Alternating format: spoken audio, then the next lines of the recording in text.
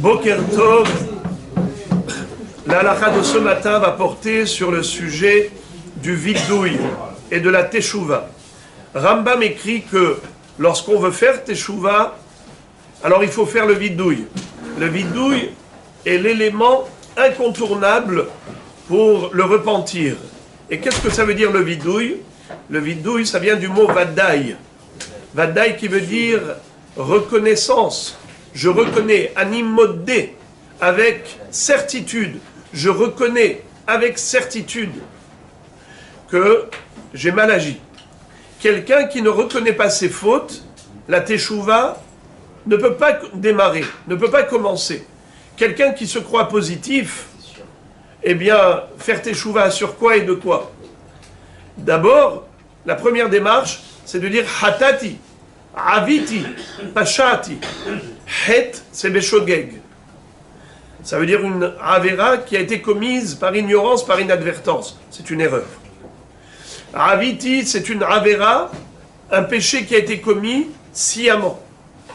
Et pashati, c'est un péché, une faute qui a été commise pas seulement volontairement, mais en plus par rébellion, par un esprit de mérida.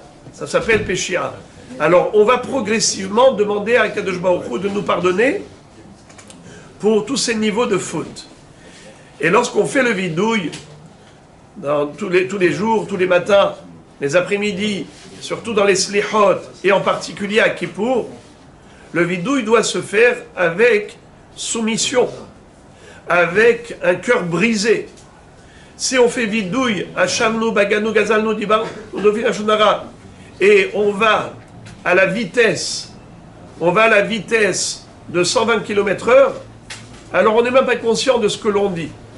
C'est comme disait le Rav Ovadia Yosef Zatzal, que les gens qui frappent de leur poing sur le cœur, au moment du vidouille, ils ne se rendent même pas compte de ce qu'ils disent. Il dit c'est comme quelqu'un qui a un sac poubelle, il n'a pas suffisamment de place pour mettre des ordures, alors il appuie avec son poing pour comprimer les ordures, pour mettre encore plus d'ordures. Alors qu'est-ce qu'il fait sur son cœur? Normalement, qu'est-ce qu'on fait? On dit au cœur, aïe aïe aïe, le Yetzer Hara qui est dans le cœur. À cause de toi, on a fauté. Hacham nous, Bagad nous, Gazal nous. Mais ce monsieur-là, il n'est même pas conscient de ce qu'il dit dans le vidouille. Il fait ça machinalement, de manière routinière. Alors c'est comme quelqu'un qui appuie sur son cœur pour faire de la place pour mettre encore d'autres avérotes. Comme quelqu'un qui veut mettre encore plus d'ordures dans son sac. Alors qu'est-ce qu'il faut faire? Il faut réaliser pleinement de ce que l'on dit. Comment nous, des créatures infiniment petites, on a osé transgresser la volonté du Créateur, notre Père Céleste, qui nous a créés et qui nous donne tout en permanence. Ce que l'on est, ce que l'on a, c'est grâce à lui. Comment on a pu oser fauter contre lui? Et le regret, il est tellement fort qu'on a un regret qui nous envahit. C'est ça le sentiment de teshuva. Un regret pour le passé négatif, mais en même temps un engagement pour une amélioration dans le futur. Et il faut que cette décision soit ferme. Et pour ce faire, nous dit le Rambam, il faut d'abord reconnaître qu'on a mal agi. Parce que quelqu'un qui se justifie tout le temps ne fait jamais teshuva. Il se croit toujours positif. De quoi tu parles? Teshuva. Mais tu te crois positif. Si tu es positif, on ne va pas se repentir par rapport à du bien. Alors d'abord, fais vidouille. Reconnais ta faute. Hacham nous, Bagad nous, Gazal nous. Donc il faut dire mot à mot. Alors c'est vrai que certains peuvent dire, mais il y a des avérotes dans le vidouille que je n'ai jamais commises. C'est du mensonge. On n'a pas le droit de mentir devant Hachem. Hachem il est Emet. Dover shekarim lo ikon leneged einai. Celui qui dit du mensonge ne tient pas devant Hachem. Alors comment on fait vidouille sur certaines fautes dont on a l'impression qu'on n'a pas commises? Alors il y a plusieurs explications. La première, c'est que les avérotes, elles ont un tronc et des branches. Le tronc de la avéra, c'est tel que c'est écrit dans la Torah. Mais il y a des branches. Je prends un exemple. Lotirtzah, ne tue point. D'accord? Alors la personne elle dit, moi je n'ai jamais tué. C'est vrai, mais tu as peut-être versé le sang de quelqu'un en l'humiliant en public. Si tu as humilié quelqu'un, surtout en public, tu as versé son sang. parce qu'il était avec un teint normal, et maintenant tu vois comment il est pâle. Pourquoi il est pâle? Nous dit la Gemara, Azil Sumaka Veate Chivara. Le sang rouge est parti, ça a laissé la place au blanc comme un mort. Vous voyez, sa tête, elle est jaune, il n'y a plus de sang. Tu as versé le sang de ton ami. En public, tu l'as humilié. Tu es un assassin. Tu dois demander pardon. Donc, ou bien par exemple, celui qui s'est mis en colère. La Gemara nous dit, celui qui se met en colère, c'est comme un idolâtre. Donc il faut comprendre qu'il y a ce qui est écrit clairement dans la Torah, et il y a les branches et les fruits de ces interdictions ou de ces obligations. Donc tu fais vidouille, ne crois pas que tu exagères. Tu reconnais des fautes que tu as réellement commises, peut-être pas à l'état pur tel que c'est écrit dans la Torah, mais les branches de ce tronc commun. Encore, une autre raison, c'est que nous avons une responsabilité collective. C'est-à-dire que Am Israël, c'est comme un seul corps. Un seul homme d'un seul cœur. Par conséquent, si on a laissé les autres agir négativement et qu'on n'a pas réagi, on est tenu responsable. On est considéré coupable aussi. On partage. Quelque part, c'est une non-assistance à personne en danger. Tu vois le mal commis et tu ne réagis pas. Tu vois quelqu'un qui est en danger, tu ne réagis pas. C'est que tu es d'accord, tu acceptes le mal, tu l'as partagé, tu as participé passivement. Ça aussi, c'est une avera. Kol Israël Aredim Zebazé. Il y a également une notion de tikkun pour les Gilgulim précédents. Dans ta vie antérieure, tu as fait des choses dont tu es venu maintenant pour faire le tikkun. Tu fais le vidouille pour être mechaper aussi pour le passé. Et le Rambam de nous dire que la teshuva, donc je répète, elle passe par 3 éléments: passé, futur, présent. Le passé, je regrette le passé négatif. Futur, je m'engage pour un avenir meilleur. Présent, vidouille. Maintenant, je reconnais verbalement le mal au présent. Et regardez comment ça rentre très bien dans le pasouk. Le pasouk qui parle de la teshuva. Ki karov elecha davar me'od, beficha ou bilvavcha la'asoto. Beficha, c'est le vidouille. Avec ta bouche, tu fais la confession des fautes. Tu exprimes verbalement ta reconnaissance de tes erreurs. Beficha.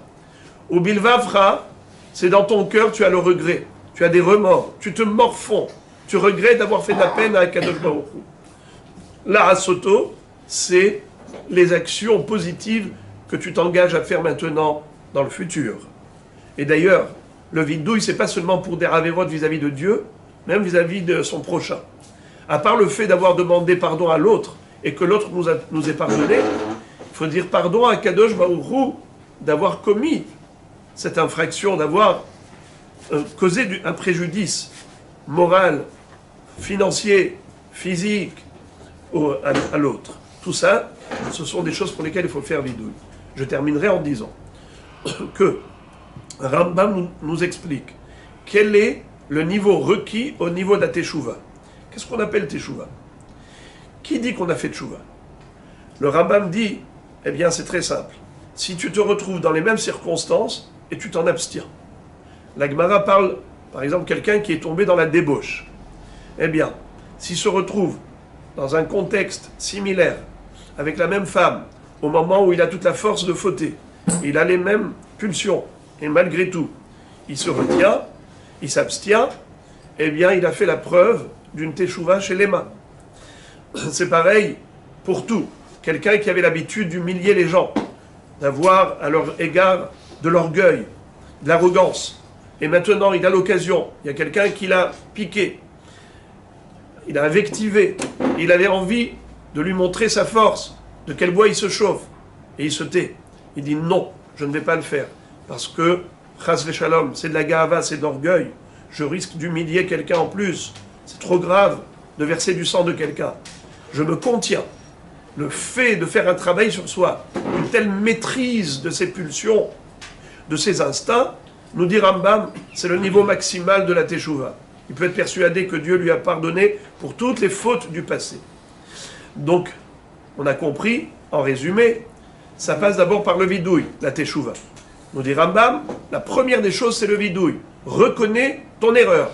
Tant que tu te justifies, tu n'as pas démarré du tout le Aleph Bet, le Béaba de la teshuva. Même le Kohen Gadol, le jour de Kippour, qu'est-ce qu'il faisait?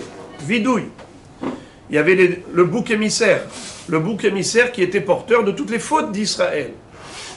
On le jetait du sommet de la falaise dans le ravin, et on sait qu'au moment où ce bouc émissaire allait être déchiqueté, à ce moment-là, le tissu rouge qui était accroché allait se transformer en couleur blanche.